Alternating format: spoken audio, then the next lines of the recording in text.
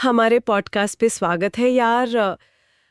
मतलब हम लोग ना हमेशा लगातार अपनी परेशानियों को सुलझाने में लगे रहते हैं ना। आने देखो, सबको लगता है कि बाहर सब ठीक हो जाएगा तो हम अपने आप खुश रहेंगे। Right right.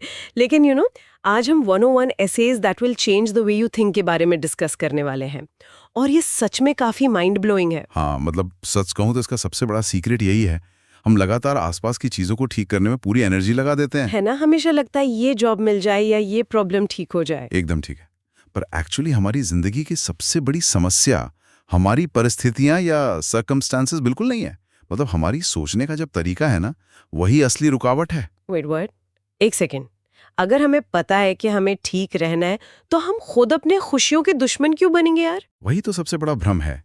ऑथर कहते हैं कि इंसान साइकोलॉजिकली ये जानने में पूरी तरह असमर्थ है कि फ्यूचर में उसे किस चीज से सच में खुशी मिलेगी।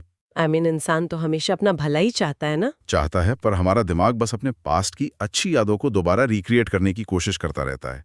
दिमाग एसेंशियली प्रेडिक्टिव प्रोसेसिंग पर काम करता है। अच्छा, मतलब दिमाग बस पास्ट कोई फ्यूचर में कॉपी पेस्ट कर रहा है। एकदम सही कहा, क्योंकि दिमाग अपनी एनर्जी बचाना चाहता है। नई और अनजानी चीजों से उसको डर लगता है। तो जब चीजें पहले से तय उम्मीद के हिसाब से नहीं होती, हाँ, तभी दिमाग घबराता है। हमें लगता हम हार गए या लाइफ खराब हो गई, जबकि दिमाग सिर्फ अनजानी स्थिति को प्रोसेस करने की मेहनत से बचना चाहता है। नो वे यार, ये तो बिल्कुल एक क्रिकेट मैच की तरह हो गया ना। क्रिकेट मैच कैसे? मतलब लेंगे तो जीतेंगे, फिर अचानक पिच पर बारिश हो गई। हाँ, मतलब वेदर चेंज हो गया और गेम रुक गया। एग्जैक्टली। अब खिलाड़ी परेशान हो जाते हैं कि यार मैच की रणनीति खराब हो गई, पर कभी कभी वो ब्रेक उन्हीं के टीम के लिए बेटर साबित हो जाता है ना? सही बात है। उनका डर नए मौसम से नहीं है, बल्कि दिमाग को ग्राउंड पर अब एकदम जीरो से नया प्लान बनाना पड़ेगा, उस मेहनत से डर लगता है। बहुत गहरा और सटीक एग्जाम्पल दिया आपने। राइटर ने कमाल की बात कही है। वो समझाते हैं कि जो मुश्किलें या चुनौतियां हमारी लाइफ में आती हैं, वो रास्ते की रुकावट बिल्कुल नहीं है। तो फिर क्या है? बल्कि वही चुनौतियां असल में हमारा नया रास्ता है। प्रॉब्लम्स एक धक्के की तरह होती हैं जो हमें हमारे कंफर्ट जोन से बाहर निकालती हैं। Right right. जब तक पुराने रास्ते चलते रहेंगे, हम नया सोचना शुरू ही नहीं करते। मतलब जब तक समस्या पुराने रास्ते बंद नहीं करती, तब तक हमारा मानसिक विकास नहीं होता। पर यहाँ एक बहुत बड़ा सवाल आता है। कौन सा सवाल? अगर मुश्किलें हमें नया करने पर मजबूर करती हैं, तो बिना किसी इमरजेंसी के हम रोज की जिंदगी में ठीक से फंक्शन कैसे कर सकते हैं? इसका जवाब हमारे डेली रूटीन में छुपा है। यार ये थोड़ा मुश्किल है, इजी करके बताओ। अगर हम रोज के रूटीन की बात कर रहे हैं तो वो तो बहुत ही उबाऊ और बोरिंग होता है ना। ऐसा क्यों लगता है? हमें तो यही लगता है कि आज़ादी और खुशी हमेशा कुछ नया और बिना सोचे समझे एक्साइटिंग करने में है। तो एक पक्का रूटीन दिमाग के लिए अच्छा कैसे हो सकता है? मतलब देखो, रूटीन का मतलब ये नहीं कि तुम एक ही कुर्सी पर रोज 8 घंटे तक जिद करके बैठो। ऑथर कहते हैं कि हमारी आदतें ही हमारा मूड बनाती हैं। ओके, मूड तो बनता है, बट और हमारा मूड ही वो चश्मा है जिससे हम पूरी दुनिया देखते हैं। रूटीन हमारे सबकॉन्शियस माइंड को, यानी अवचेतन मन को, एक सेफ्टी का एहसास देता है। अच्छा, तो एक प्रोटेक्शन मिलती है दिमाग को। हाँ, जब दिमाग को पहले से पता होता है कि आगे क्या होने वाला है, तो हमारे अंदर का जो अनजाना डर है ना, जो फाइट और फ्लाइट रिस्पॉन्स होता है, वो पूरी तरह शांत हो जाता है। ओह वाओ, जैसे हमारी सुबह की पहली चाय। ये कोई बोरिंग काम थोड़ी है यार। ये एक सुकून है जो बेसिकली हमें बताता है कि हाँ, सब कुछ ठीक है। बिल्कुल सही पकड़े हो। सुबह उठो, किचन की आवाजें, पानी उबालो, अदरक डालो, एक सेफ फीलिंग आती है जो अंदर की बेचैनी को शांत कर देती है। एकदम ठीक। और बचपन में भी देखो, यही रूटीन हमें सुरक्षा देता था। खाना खाने का टाइम या सोने का टाइम, है ना? हाँ, पेरेंट्स बहुत स्ट्रिक्ट रूटीन बनाते थे। राइट। और जब हम बड़े होते हैं तो यही डेली रूटीन हमें लाइफ का एक पर्पस देना शुरू कर देता है। क्योंकि हम कॉन्शियसली अपना दिन तय कर रहे होते हैं उस वक्त। सही कहा। जब हम अपनी इच्छा से अपना दिन तय करते हैं, तो हम अपने क्षणिक डर या इम्पल्सेस के गुलाम बिल्कुल नहीं रहते। रूटीन हमें बांधता नहीं, आजाद करता है। ये कितना क्रेजी पर्सपेक्टिव है यार। पर एक बड़ा डाउट है मुझे। हाँ, पूछो। मान लो हमारा ऑटो पायलट ठीक चल रहा है, रूटीन सेट है, और अचानक लाइफ में कुछ बहुत बुरा हो गया, कोई गहरा नुकसान हो गया, या नेगेटिव इमोशन अचानक से ट्रिगर हो गया। हाँ, ऐसी सिचुएशंस आती हैं लाइफ में। तब हम क्या करते हैं यार? हम उनसे भागने क्यों लगते हैं उस वक्त?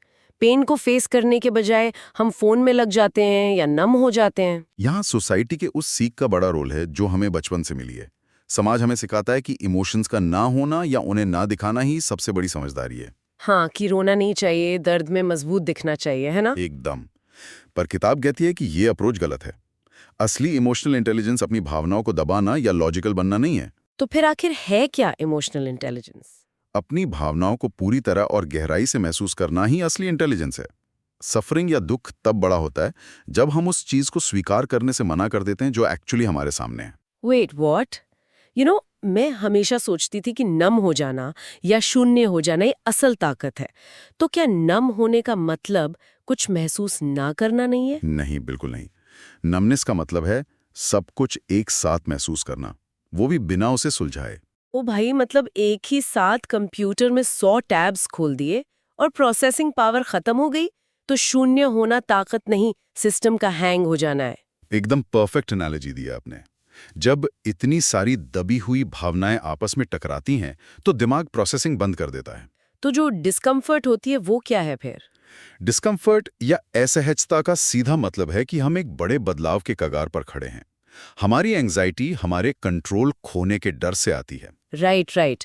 हमें लगता है स्थिति कंट्रोल से बाहर जा रही है। हाँ, और जो भावनाएं हम सबसे ज्यादा दबाते हैं, जैसे गुस्सा, डर या शर्म, वही हमें सबसे जरूरी बातें बताने की कोशिश कर रही होती हैं उस वक्त। बेसिकली ये तो शहर के ट्रैफिक जैम में फंसने जैसा हो गया ना।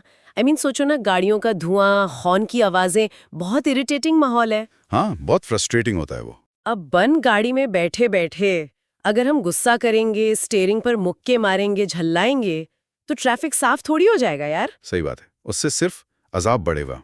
हमें बस उस सिचुएशन को कंप्लीटली एक्सेप्ट करना है कि हाँ यार, फंस गए हैं, अब तो वेट ही करना पड़ेगा। नेगेटिव इमोशन से लड़ेंगे तो सिर्फ थकान बढ़ेगी। हाँ, और जब हम अंदर ही अंदर इन भावनाओं से लड़ते हैं तो हम सिर्फ एनर्जी वेस्ट करते हैं। राइटर ने कमाल की बात कही है इस बारे में। क्या कहा है उन्होंने? वो समझाते हैं कि अपनी भावनाओं को बदलने की कोशिश करना बिल्कुल वैसा है जैसे अपनी मंजिल पर पहुंचने के लिए सड़क के साइन बोर्ड की दिशा ही जबरदस्ती बदल देना। ओ भाई, मतलब रास्ता दिखाने वाले उस इंटरनल कंपास को ही तोड़ दिया क्योंकि उस साइन बोर्ड की दिशा में पसंद नहीं आई। हाँ, क्योंकि दिमाग को तो बस पुराने रास्ते पर सीधे सीधे चलना था। और हमारे जज्बात बता रहे हैं कि आगे रास्ता बंद है, नया टर्न लेना पड़ेगा। सो बेसिकली साइन बोर्ड नहीं बदलेगा, मंजिल नहीं बदलेगी। सही पकड़े हो। इसलिए गुस्सा या उदासी बुरी चीजें नहीं है, समाज ने इन्हें बुरा लेबल कर दिया है। अच्छा, तो फिर ये हैं क्या? वो बस गाड़ी के डैशबोर्ड की उन इंडिकेटर लाइट्स की तरह हैं जो बता रही हैं इंजन में कुछ ठीक करना बाकी है।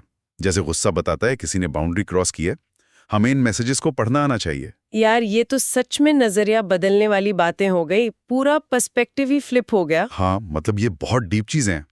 पर थ्योरी सुनना और बात करना तो बहुत इंस्पायरिंग लगता है, लेकिन रोजमर्रा की जिंदगी में हम एक्चुअली इस ज्ञान का क्या करने वाले हैं? अगर प्रैक्टिकल लाइफ में अप्लाई नहीं किया तो बेकार है ना? यही सबसे जरूरी सवाल है, क्योंकि सुनने में सब अच्छा लगता है पर प्रैक्टिकली उन्हें अपनाना बिल्कुल अलग बात है। तो आपसे पूछती हूँ मैं, कल सुबह आप अपनी जिंदगी में क्या एक पर्सनल चेंज करने जा रहे हो इन आइडियाज को सुनने के बाद? मतलब देखो, कल सुबह से मैं अपने किसी भी बुरे विचार या नेगेटिव इमोशन को दबाऊंगा नहीं। ओके, मतलब भागोगे नहीं उससे? बिल्कुल नहीं। अक्सर हम घबराहट होते ही तुरंत फोन उठा लेते हैं या टीवी ऑन कर लेते हैं, अटेंशन भटकाने के लिए, है ना। मैं कल से ऐसा नहीं करूंगा। मैं उस असहजता के साथ बैठूंगा शांति से। That is amazing. और क्या करोगे? मैं उसे एक सिग्नल की तरह देखूंगा और खुद से पूछूंगा कि ये बेचैनी मुझे मेरे किस डर के बारे में सिखाने आई है। मुझे लगता है ये माइंडसेट मेरे फैसले लेने की क्षमता को पूरी तरह बदल देगा। यार, ये सुनने में ही इतना पावरफुल और थोड़ा हिम्मत वाला डिसीजन लग रहा है। I love it. और आपका क्या प्लान है? आप क्या चेंज लाओगी? और मैं जैसा रूटीन और ऑटो पायलट की बात हुई ना, मैं कल सुबह की अपनी चाय के रूटीन को बिना किसी जल्दबाजी के एंजॉय करूंगी, एकदम प्रेजेंट रहकर। मतलब बिना फोन चेक किए और बिना कल की फिक्र किए? एग्जैक्टली। सुबह के उस आधे घंटे में मैं सिर्फ उस पल की शांति को महसूस करूंगी, क्योंकि अब समझ आ गया है कि यही छोटी आदतें मेरे दिमाग का सेफ्टी नेट बनाएंगी। बिल्कुल, और यही ठहराव हमें मानसिक रूप से आजाद और स्ट्रॉन्ग करता है। राइट। मेरा वो शांत दिमाग ही मेरा पूरे दिन का नजरिया तय करेगा। हम ऐसे ही छोटी शुरुआत करके बड़ा बदलाव ला सकते हैं। लेकिन यार, एक और नया थॉट आ रहा है मेरे दिमाग में। हाँ, बताओ क्या चल रहा है दिमाग में? अगर शांति और मानसिक ठहराव इतना जरूरी है इंसान के लिए, तो आजकल सोसाइटी में हर जगह सिर्फ भागदौड़ की बातें क्यों होती है? हसल कल्चर की बात कर रही हो ना आप? हाँ, एग्जैक्टली।